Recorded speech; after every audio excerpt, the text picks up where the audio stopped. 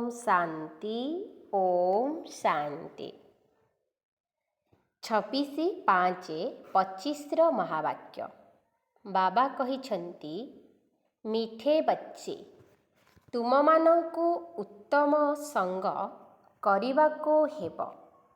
जदि खराप संगर रंग लागिगला तेबे तळकु खसीजिब, कारण कुसंग बुद्धि को तुच्छ करिदिए। प्रश्न अछि, वर्तमान पिलामानंक भितरे केउं उत्साह रहिबा दरकार? वर्तमान पिलामानंक भितरे केउं उत्साह रहिबा दरकार? उत्तर अछि, तुममानंकर उत्साह रहिबा दरकार जे गाँ गाँ रे जाई सेवा करिवो। तुम पाखरे जाहा किछि अछि ताहा सेवा अर्थे रहिछि। बाबा पिलामानंकु परामर्श देउछन्ति, पिलामाने एही पुरुणा दुनियारू निजर पणतकु मुक्त कर, अर्थात संबंध तुटाओ। कौनसी जिनिसरे ममत्व रख नहीं किंबा काहा सहित मन लगाओ नहीं। गीत अछि इस पाप की दुनिया से। ओम शांति। कुहा जाए पाप आत्मा मानंकर दुनिया एवं पुण्य आत्मा मानंकर दुनिया। तेबे सबुथिरे आत्मार ही नाम को जोड़ा जाइछि। एबे एठारे बहुत दुख रहिछि, तेणु समस्ते भगवान को डाकुछन्ति पुण्य आत्मा मानंकर दुनिया रे एभଳି केबे केही कहि न थांती जे कुआड़े नेई चालो प्रभु।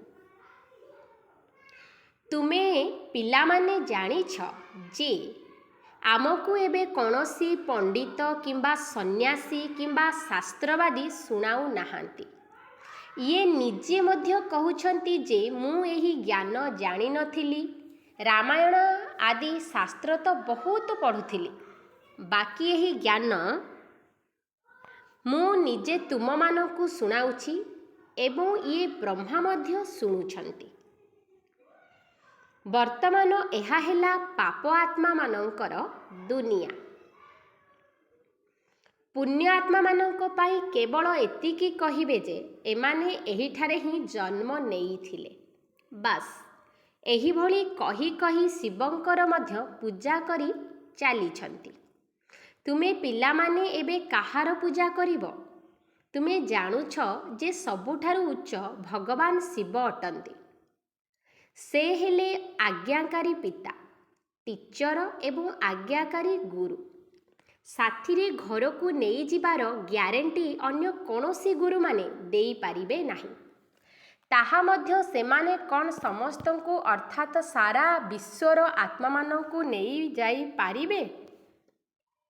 एबे तुमे सम्मुखरे बसीछ, एठारु जेतेबेले निज घर को चली जीव बाबांको भूली जीव। बाबांको सम्मुखरे सुनिले मजा आसीब। बाबा सबुबेले कहउछन्ति जे संतान माने भल भावरे पाठ पढ़, पाठ पढ़ारे केबे भी अवहेला कर नाही, कुसंगरे पड़ नाही, नचेत आहुरी मध्य तुच्छ बुद्धि होई जीव। पिलामाने जानिछन्ति आमे कौन थिलु, कौन पाप करिछु। एबे आमे देवता हेबाकु जाउछु। एही पुरुणा दुनिया विनाश होई जीव, तेबे एठारे घर तियारी करिवार चिंता काहेकि करिबा? एही पुरुणा दुनिया रे जहा किछि भी अछि से सबुकु भूली जाओ, नचेत ताहा विघ्न पकाइबो। एही दुनिया रे आउ मन लागु नाही। आमे नुआ दुनिया रे निजर हीरा नीला रे महल तियारी करिबा। एही दुनियार धन संपत्ति किंबा कौनसी वस्तु जदि भल लागुथिब तेबे शरीर त्याग करिवा समय रे सेथि प्रति मोह आसीबो। जदि मोर मोर बोली कहूथिब तेबे ताहा शेष समय रे सामना को आसीजिब। एसबु तो एठी विनाश होई जीव। आमे समस्ते निजर राजधानी को चली जीवा, तेणु एठी काहींकी मन लगाइबा? सेठारे बहुत सुख रहिछि, तार नाम ही हेला स्वर्ग। वर्तमान आमे निज राज्य को जीवा। ଏହା ତ ରାବଣର ରାଜ୍ୟ, ଆମର ନୁହେଁ। ସେଥିପାଇଁ ଏଠାରୁ ମୁକ୍ତ ହେବାର ପୁରୁଷାର୍ଥ କରିବାକୁ ହେବ। ପୁରୁଣା ଦୁନିଆରୁ ଆମର ମୋହ ତୁଟାଇବା ପାଇଁ ବାବା କହୁଛନ୍ତି, କୌଣସି ବସ୍ତୁରେ ମମତା ରଖ ନାହିଁ। ଖାଇବାରେ ବେଶୀ କିଛି ଖର୍ଚ୍ଚ ହୋଇନଥାଏ, ବେକାର ବସ୍ତୁରେ ଖର୍ଚ୍ଚ ବହୁତ ହୋଇଥାଏ। ତୁମମାନଙ୍କୁ ସେବା କରିବାର ବହୁତ ଉମଙ୍ଗ ଉତ୍ସାହ ରହିବା ଦରକାର। କେହି କେହି ଏମିତି ସନ୍ତାନ ଅଛନ୍ତି ଯେଉଁମାନଙ୍କୁ ଗାଁ ଗାଁରେ ସେବା କରିବାର ସଉକ ରହିଛି। ବାକି ଯାହାକୁ ସେବାର ସଉକ ନାହିଁ ସିଏ କେଉଁ କାମର? ଯେପରି ପିତା ସେହିପରି ପୁତ୍ର ହେବା ଦରକାର। ବାବାଙ୍କର ହିଁ ପରିଚୟ ଦିଅ। ବାବାଙ୍କୁ ମନେ ପକାଅ ଏବଂ ବାବାଙ୍କ ଠାରୁ ସମ୍ପତ୍ତି ନିଅ। ପିଲାମାନଙ୍କର ସଉକ ରହିଥାଏ ଯେ ଆମେ ବାବାଙ୍କର ସେବା କରିବାକୁ ଯାଉଛୁ। ତେବେ ବାବା ମଧ୍ୟ ସାହସ ଦେଇଥାନ୍ତି, ବାବା ତୁମମାନଙ୍କର ସେବା କରିବା ପାଇଁ ଆସୁଛନ୍ତି। ତେବେ ତୁମର ସବୁ କିଛି ସେବା ପାଇଁ ଉଦ୍ଦିଷ୍ଟ। ଏହି ବାବାଙ୍କର ପରିଚୟ ସମସ୍ତଙ୍କୁ ଦିଅ। ବାବା ତ କେବଳ ଜଣେ ଯିଏକି ଭାରତରେ ଆସିଥିଲେ। ଭାରତରେ ଦେବତାମାନଙ୍କର ରାଜ୍ୟ ଥିଲା। କାଲିର କଥା, ଏଠାରେ ଲକ୍ଷ୍ମୀ ନାରାୟଣଙ୍କର ରାଜ୍ୟ ଥିଲା। ତାପରେ ପୁଣି ରାମ ସୀତାଙ୍କର ରାଜ୍ୟ ହେଲା। ପୁଣି ବାମ ମାର୍ଗରେ ତଳକୁ ଖସିଲେ, ରାବଣ ରାଜ୍ୟ ଆରମ୍ଭ ହେଲା। ସିଡ଼ିରୁ ତଳକୁ ଖସିଲେ, ଏବେ ପୁଣି ଚଢ଼ତି ଅର୍ଥାତ୍ ଆରୋହଣ କଳା ହେଉଛି। ଏହା ସେକେଣ୍ଡର କଥା। ଗୋଟିଏ ହେଉଛି ପ୍ରକୃତ ସ୍ନେହ ଏବଂ ଅନ୍ୟଟି ଲୋକ ଦେଖାଣିଆ ସ୍ନେହ। ପ୍ରକୃତ ସ୍ନେହ ବାବାଙ୍କ ସହିତ ଲୋକ ଦେଖାଣିଆ ସ୍ନେହ ରହିଛି। ପ୍ରକୃତ ସ୍ନେହ ବାବାଙ୍କ ସହିତ ସେତେବେଳେ ହେବ ଯେତେବେଳେ ନିଜକୁ ଆତ୍ମା ମନେ କରିବ। ଏବେ ତୁମମାନଙ୍କର ଏହି ଦୁନିଆ ସହିତ ଲୋକ ଦେଖାଣିଆ ସ୍ନେହ ରହିଛି। ଏହା ତ ବିନାଶ ହେବ। ସେବାଧାରୀ ସନ୍ତାନମାନେ କେବେ ବି ଭୋକରେ ମରିବେ ନାହିଁ। ତେଣୁ ସେବା ପାଇଁ ପିଲାମାନଙ୍କର ସଉକ ରହିବା ଦରକାର। ତୁମର ଈଶ୍ୱରୀୟ ମିଶନ ବହୁତ ସହଜ ଅଟେ। କେହି ବୁଝିପାରୁନାହାନ୍ତି ଯେ ଧର୍ମର ସ୍ଥାପନା କିପରି ହୋଇଥାଏ। କ୍ରାଇଷ୍ଟ ଆସିଲେ ଖ୍ରୀଷ୍ଟ ଧର୍ମ ସ୍ଥାପନା କଲେ। ଧର୍ମ ସବୁ ବଢ଼ି ବଢ଼ି ଚାଲିଲା। ତାଙ୍କ ମତରେ ଚାଲି ଚାଲି ତଳକୁ ଖସିବାରେ ଲାଗିଲେ। ଏବେ ତୁମମାନଙ୍କୁ ଦେହୀ ଅଭିମାନୀ ହେବାକୁ ପଡ଼ିବ। ଅଧାକଳ୍ପ ରାବଣ ରାଜ୍ୟରେ ଆସି ଆମେ ବାବାଙ୍କୁ ଭୁଲିଗଲେ। ଏବେ ବାବା ଆସି ଜାଗ୍ରତ କରାଉଛନ୍ତି ଏବଂ କହୁଛନ୍ତି ଡ୍ରାମା ଅନୁସାରେ ତୁମକୁ ତଳକୁ ଖସିବାର ଥିଲା।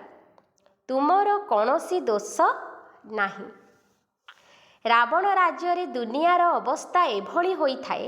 ବାବା କହୁଛନ୍ତି, ଏବେ ମୁଁ ତୁମମାନଙ୍କୁ ରାଜଯୋଗର ପାଠ ପଢ଼ାଇବା ପାଇଁ ଆସିଛି। ତୁମେ ପୁଣି ଥରେ ନିଜର ରାଜ୍ୟ ନିଅ। ମୁଁ ଆଉ କୌଣସି କଷ୍ଟ ଦେଉନାହିଁ। ପ୍ରଥମ କଥା ହେଲା, ବଜାରର ଛି ଛି ଅର୍ଥାତ୍ ଖରାପ ଜିନିଷ ଖାଅ ନାହିଁ। ମୋତେ ମନେ ପକାଅ। ଏବେ ତୁମେମାନେ ଜାଣୁଛ ଯେ ଏହା ଡ୍ରାମାର ଚକ୍ର ଅଟେ, ଯାହାର ପୁଣି ପୁନରାବୃତ୍ତି ହେବ।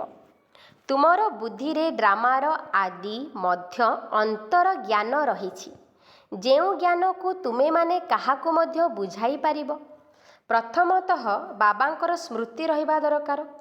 ସେବା ପାଇଁ ପରସ୍ପର ମିଶି ଗ୍ରୁପ କରିନେବା ଦରକାର।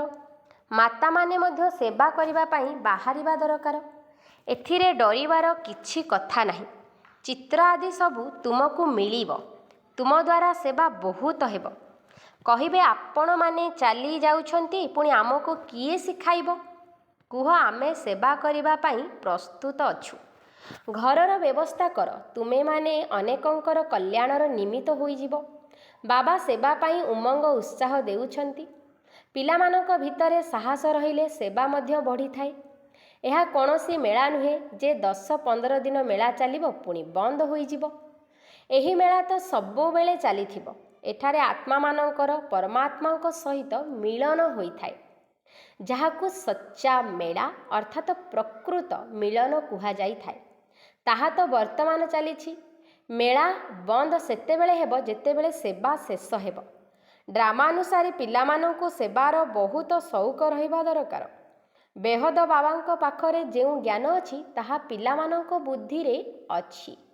ଶ୍ରେଷ୍ଠରୁ ଶ୍ରେଷ୍ଠ ବାବାଙ୍କ ଦ୍ୱାରା ଆମେ କେତେ ଶ୍ରେଷ୍ଠ ସେବା ପାଇଁ ଆସିଛେ। ଏଭଳି ନିଜେ ନିଜ ସହିତ କଥାବାର୍ତ୍ତା ହୁଅ।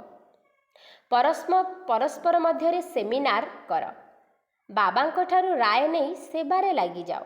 ଯଦି କୌଣସି ସହଯୋଗର ଆବଶ୍ୟକତା ପଡ଼େ ତେବେ ବାବା ସଦାସର୍ବଦା ପ୍ରସ୍ତୁତ ଅଛନ୍ତି। ଏସବୁ ଡ୍ରାମାରେ ନିର୍ଦ୍ଧାର୍ଯ୍ୟ ଅଛି, ଚିନ୍ତା କରିବାର କିଛି ନାହିଁ। ନହେଲେ ସ୍ଥାପନା କିପରି ହେବ? ଦ୍ୱିତୀୟ କଥା ହେଲା, ଯିଏ କରିବ ସିଏ ପାଇବ। ଏବେ ତୁମେ ପିଲାମାନେ ପଥର ବୁଦ୍ଧିରୁ ହୀରା ସମାନ ହେଉଛ। ବାବା ଜ୍ଞାନ ଦ୍ୱାରା ଏତେ ସିଧା କରୁଛନ୍ତି, ମାୟା ପୁଣି ନାକକୁ ଧରି ପଛକୁ ବୁଲାଇ ଦେଉଛି, ଅର୍ଥାତ୍ ବୁଦ୍ଧି ହଟେଇ ଦେଉଛି। ତୁମେମାନେ ବହୁତ ଭଲ ସାଙ୍ଗ କରିବା ଦରକାର। ଖରାପ ସାଙ୍ଗର ରଙ୍ଗ ଲାଗିଲେ ତଳକୁ ଖସିଯିବ। ବାବା ବାଇସ୍କୋପ ଅର୍ଥାତ୍ ସିନେମା ଆଦି ଦେଖିବାକୁ ମନା କରିଥାନ୍ତି। ଯାହାକୁ ସିନେମା ଦେଖିବାର ଅଭ୍ୟାସ ଥିବ ସେ ପତିତ ନ ହୋଇ ରହିପାରିବ ନାହିଁ। ଏଠାରେ ସମସ୍ତଙ୍କର ଆସୁରୀ ଚାଲିଚଳନ ରହିଛି। ଏହାର ନାମ ହିଁ ହେଉଛି ବେଶ୍ୟାଳୟ। ବାବା ଶିବାଳୟ ସ୍ଥାପନା କରୁଛନ୍ତି। ଏହି ବେଶ୍ୟାଳୟକୁ ପୁରା ନିଆଁ ଲାଗିଯିବ। କୁମ୍ଭକର୍ଣ୍ଣ ଭଳି ଆସୁରୀ ନିଦରେ ସମସ୍ତେ ଶୋଇ ରହିଛନ୍ତି। ତୁମେ ଜାଣୁଛ ଯେ ଆମେ ଶିବାଳୟକୁ ଯାଉଛୁ? ପୂର୍ବରୁ ଆମେ ମଧ୍ୟ ମାଙ୍କଡ଼ ସଦୃଶ ଥିଲୁ। ଏହା ଉପରେ ରାମାୟଣରେ ମଧ୍ୟ କାହାଣୀ ରହିଛି। ବର୍ତ୍ତମାନ ତୁମେ ବାବାଙ୍କର ସହଯୋଗୀ ହୋଇଛ। ତୁମେ ନିଜର ଶକ୍ତି ବଳରେ ରାଜ୍ୟ ସ୍ଥାପନ କରୁଛ। ପୁଣି ଏହି ରାବଣର ରାଜ୍ୟ ବିନାଶ ହୋଇଯିବ। ବାବା ତୁମମାନଙ୍କୁ ଅନେକ ପ୍ରକାରର ଉପାୟ ବତାଉଛନ୍ତି।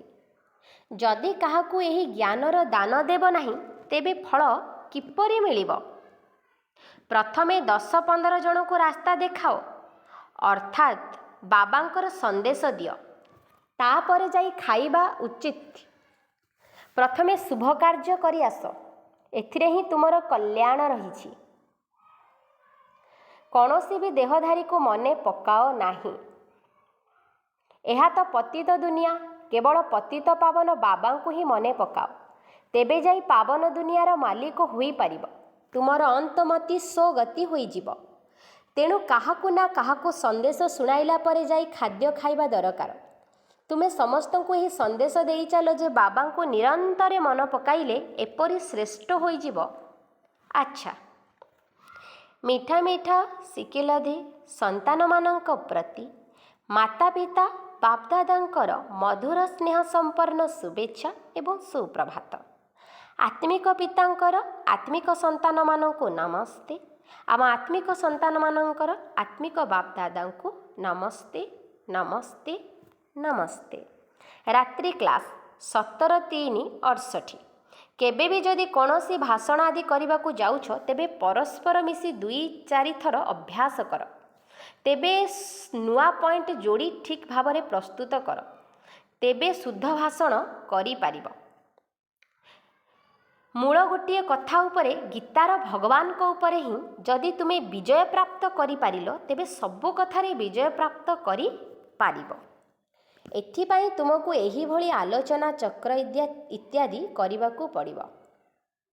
ଧୀରେ ଧୀରେ ବୁଝିବାକୁ ଲାଗିବେ ଏବଂ ବ୍ରାହ୍ମଣ ପରିବାରର ବୃଦ୍ଧି ହୋଇ ଚାଲିବ। ମାୟାର ତୋଫାନ ତ ସମସ୍ତଙ୍କୁ ଲାଗିଥାଏ।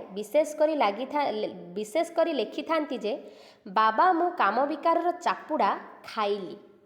ଏହାକୁ ହିଁ କୁହାଯାଏ କରିଥିବା ରୋଜଗାରକୁ ସମାପ୍ତ କରିଦେବା। କ୍ରୋଧ କରିଲେ କୁହାଯିବ କିଛି କ୍ଷତି ହେଲା। ଏଥିପାଇଁ ବୁଝାଇବାକୁ ପଡ଼ିବ ଯେ କାମ ଉପରେ ବିଜୟ ପ୍ରାପ୍ତ କରିଲେ ଜଗତ ଜିତି ହୋଇପାରିବ, ନଚେତ୍ ସମ୍ପୂର୍ଣ୍ଣ ରୂପେ ପରାଜିତ ହୋଇଯିବ। କାମ ବିକାର ଠାରୁ ପରାଜିତ ହେଉଥିବା ଆତ୍ମାମାନଙ୍କର ସବୁ ରୋଜଗାର ସମାପ୍ତ ହୋଇଯାଇଥାଏ। ତା ସହିତ ଦଣ୍ଡ ମଧ୍ୟ ଭୋଗ କରିଥାନ୍ତି। ଆମର ଲକ୍ଷ୍ୟ ବହୁତ ଉଚ୍ଚ, ତେଣୁ ବହୁତ ସାବଧାନୀ ରଖିବାକୁ ପଡ଼ିବ। ତୁମେମାନେ ଜାଣୁଛ ଯେ 5000 ବର୍ଷ ପୂର୍ବେ ମଧ୍ୟ ଆମକୁ ବାଦଶାହୀ ମିଳିଥିଲା। ବର୍ତ୍ତମାନ ପୁଣି ଥରେ ଦୈବୀ ରାଜଧାନୀ ସ୍ଥାପନ ହେଉଛି। ଏହି ପାଠପଢ଼ା ଆଧାରରେ ଆମେ ସେହି ରାଜଧାନୀକୁ ଯାଉଛେ। ତେବେ ସବୁକିଛି ପାଠପଢ଼ା ଉପରେ ନିର୍ଭର କରୁଛି। ପାଠପଢ଼ା ଏବଂ ଜ୍ଞାନର ଧାରଣା ଆଧାରରେ ହିଁ ବାବାଙ୍କ ସମାନ ହୋଇପାରିବା। ତୁମମାନଙ୍କର ରେଜିଷ୍ଟର ମଧ୍ୟ ଦରକାର, ଯାହାଦ୍ୱାରା ଜଣାପଡ଼ିବ ଯେ କେତେ ଜଣଙ୍କୁ ନିଜ ସମାନ କରିଛ। ଯେତେ ବେଶୀ ଧାରଣା କରିବ ସେତେ ମିଠା ହେବ। ବାବାଙ୍କୁ ବହୁତ ମଧୁର ଅର୍ଥାତ୍ ସ୍ନେହୀ ସନ୍ତାନ ଦରକାର। ତୁମ ପିଲାମାନଙ୍କ ପାଇଁ ସେହି ଦିନ ଆଜି ଆସିଯାଇଛି ଯାହା ପାଇଁ ମନୁଷ୍ୟମାନେ ବହୁତ ଚେଷ୍ଟା କରି ଆସିଛନ୍ତି ଯେ କିପରି ମୁକ୍ତି ଅର୍ଥାତ୍ ମୋକ୍ଷ ପ୍ରାପ୍ତ କରିବୁ। ବାବା ଏବେ ସମସ୍ତଙ୍କୁ ଏକା ସାଥିରେ ମୁକ୍ତି ଏବଂ ଜୀବନ ମୁକ୍ତି ଦେଉଛନ୍ତି। ଯେଉଁମାନେ ଦେବତା ହେବାର ପୁରୁଷାର୍ଥ କରିବେ ସେମାନେ ଜୀବନ ମୁକ୍ତିରେ ସତ୍ୟ ଯୁଗକୁ ଆସିବେ। ବାକି ସମସ୍ତେ ମୁକ୍ତି ଅର୍ଥାତ୍ ପରମ ଧାମକୁ ଚାଲିଯିବେ। ଏହାର ହିସାବ ଏକୁରେଟ୍ ବାହାର କରିପାରିବ ନାହିଁ। କେହି କେହି ତ ଏହିଠାରେ ରହିବେ, ବିନାଶର ସାକ୍ଷାତକାର କରିବେ, ଏହି ଶୁଭ ସମୟକୁ ମଧ୍ୟ ଦେଖିବେ। ତେବେ ପ୍ରତି କଥାରେ ପୁରୁଷାର୍ଥ କରିବାକୁ ପଡ଼ିଥାଏ। ଏପରି ମଧ୍ୟ ନୁହେଁ ଯେ ଯୋଗରେ ବସିଗଲେ ସବୁ କାମ ହୋଇଯିବ, ଘର ମିଳିଯିବ। ନା, ଡ୍ରାମାରେ ଯାହା ଥିବ ତାହା ହିଁ ହେବ। ତେଣୁ ସେଭଳି ଆଶା ରଖିବା ଉଚିତ ନୁହେଁ। ପୁରୁଷାର୍ଥ ତ କରିବାକୁ ହେବ, ବାକି ତାହା ହିଁ ହୋଇଥାଏ ଯାହା ଡ୍ରାମାରେ ନିର୍ଦ୍ଧାରିତ ରହିଛି। ଆଗକୁ ଗଲେ ତୁମର ବୁଦ୍ଧି ଅର୍ଥାତ୍ ଭାବନା ମଧ୍ୟ ଭାଇ ଭାଇର ହୋଇଯିବ। ତେବେ ପୁରୁଷାର୍ଥ କରିବ ସେତେବେଳେ ସେହିଭଳି ବୃତ୍ତି ରହିବ। ଯେତେ ପୁରୁଷାର୍ଥ କରିବ ସେତେ ସେହିଭଳି ବୃତ୍ତି ରହିବ। ଆମେ ଅଶରୀର ହୋଇ ଆସିଥିଲୁ, ଏବେ 84 ଜନ୍ମର ଚକ୍ର ପୂର୍ଣ୍ଣ କରିଲୁ। ଏବେ ବାବା କହୁଛନ୍ତି କର୍ମାତୀତ ଅବସ୍ଥାକୁ ପ୍ରାପ୍ତ କରିବାକୁ ହେବ। ତୁମକୁ ବାସ୍ତବରେ କାହା ସହିତ ଶାସ୍ତ୍ର ଆଦି ଉପରେ ବିବାଦ କରିବା ଉଚିତ ନୁହେଁ। ମୂଳ କଥା ହେଲା ଯୋଗ ଏବଂ ସୃଷ୍ଟିର ଆଦି ମଧ୍ୟ ଅନ୍ତକୁ ଜାଣିବା। ତୁମକୁ ଚକ୍ରବର୍ତ୍ତୀ ରାଜା ହେବାକୁ ପଡ଼ିବ। ତେଣୁ କେବଳ ଏହି ଚକ୍ରକୁ ବୁଝିବାକୁ ହେବ। ଏହାର ହିଁ ଗାୟନ ରହିଛି, ସେକେଣ୍ଡରେ ଜୀବନ ମୁକ୍ତି। ତୁମମାନଙ୍କୁ ଆଶ୍ଚର୍ଯ୍ୟ ଲାଗୁଥିବ, ଅଧାକଳ୍ପ ଭକ୍ତି ଚାଲି ଆସିଛି, ଜ୍ଞାନ ତିଳେ ମାତ୍ର ନଥିଲା। ଜ୍ଞାନ କେବଳ ବାବାଙ୍କ ପାଖରେ ଅଛି, ଯାହାକି ବାବାଙ୍କ ଦ୍ୱାରା ହିଁ ଜାଣିଥାନ୍ତି। ବାବା କେତେ ଅସାଧାରଣ, ସେଥିପାଇଁ କୋଟିକରେ କେହି ବାହାରୁଛନ୍ତି। ଲୌକିକ ଦୁନିଆର ଶିକ୍ଷକ କ'ଣ ଏପରି କହିପାରିବେ ଯେ ମୁଁ ପିତା, ଶିକ୍ଷକ ଏବଂ ଗୁରୁ ଅଟେ? ଏକଥା ବାବା କହୁଛନ୍ତି, ମୁଁ ତୁମର ପିତା, ଶିକ୍ଷକ, ଗୁରୁ ଅଟେ। ଯାହାକୁ ମନୁଷ୍ୟ ଶୁଣି କହିଥାନ୍ତି କାହିଁକି ନା ଅମ୍ବାଙ୍କର ବହୁତ ମହିମା ହୋଇଥାଏ। ଅମ୍ବାଙ୍କ ମନ୍ଦିରରେ ବହୁତ ବଡ଼ ମେଳା ମଧ୍ୟ ଲାଗିଥାଏ। ଅମ୍ବା ଶବ୍ଦ ସମସ୍ତଙ୍କୁ ମଧୁର ଲାଗିଥାଏ। ଛୋଟ ପିଲାମାନେ ମଧ୍ୟ ମାଆକୁ ଭଲ ପାଇଥାନ୍ତି ନା, କାରଣ ମା ଖୁଆଇବା ପିଆଇବାର ଦାୟିତ୍ୱ ନେଇଥାନ୍ତି। ତେବେ ଅମ୍ବାଙ୍କର ବାବା ମଧ୍ୟ ଥିବା ଦରକାର ନା? ଇଏ ଜଗଦମ୍ବା ତ କନ୍ୟା ଅଟନ୍ତି, ବ୍ରହ୍ମାଙ୍କର ପୋଷ୍ୟ କନ୍ୟା। ତାଙ୍କର ପତି ତ କେହି ନାହାନ୍ତି। ଏହା ନୂଆ କଥା ନା? ପ୍ରଜାପିତା ବ୍ରହ୍ମା ନିଶ୍ଚିନ୍ତ ରୂପେ ପୋଷ୍ୟ ଭାବେ ଗ୍ରହଣ କରୁଥିବେ। ଏହିସବୁ କଥା ବାବା ହିଁ ଆସି ପିଲାମାନଙ୍କୁ ବୁଝାଉଛନ୍ତି। ଭକ୍ତି ମାର୍ଗରେ କେତେ ମେଳା ଲାଗୁଛି, ପୂଜା ହେଉଛି, କାହିଁକି ନା ତୁମେମାନେ ସେବା କରୁଛ। ମମା ଯେତେ ଜଣଙ୍କୁ ପଢ଼ାଇଥିବେ ସେତେ ଆଉ କେହି ପଢ଼ାଇ ପାରିବେ ନାହିଁ। ମମାଙ୍କର ମହିମା ବହୁତ ରହିଛି, ତାଙ୍କର ମେଳା ମଧ୍ୟ ବହୁତ ଲାଗିଥାଏ। ଏବେ ତୁମେମାନେ ଜାଣୁଛ ଯେ ବାବା ଆସି ରଚନାର ଆଦି ମଧ୍ୟ ଅନ୍ତର ରହସ୍ୟ ତୁମମାନଙ୍କୁ ବୁଝାଇଛନ୍ତି। ଏବେ ତୁମେ ବାବାଙ୍କର ଘରକୁ ମଧ୍ୟ ଜାଣିଗଲ। ବାବାଙ୍କ ସହିତ ସ୍ନେହ ରହିଛି ତ ନିଜ ଘର ଶାନ୍ତିଧାମ ସହିତ ମଧ୍ୟ ସ୍ନେହ ରହିଛି।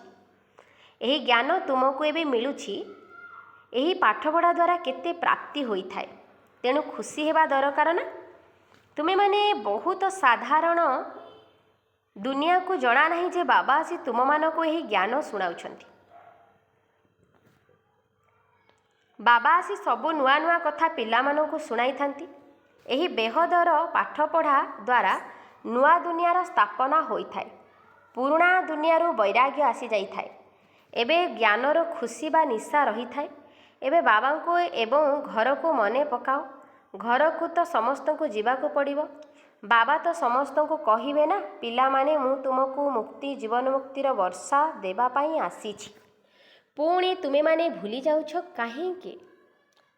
ମୁଁ ତୁମର ବେହଦର ପିତା, ତୁମମାନଙ୍କୁ ରାଜଯୋଗର ଶିକ୍ଷା ଦେବା ପାଇଁ ଆସିଛି।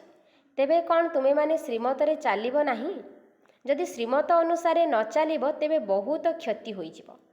ଏହା ହେଉଛି ବେହଦର କ୍ଷତି। ବାବାଙ୍କର ହାତ ଛାଡ଼ିଲ ତ ପ୍ରାପ୍ତି ବଦଳରେ କ୍ଷତି ହୋଇଯିବ।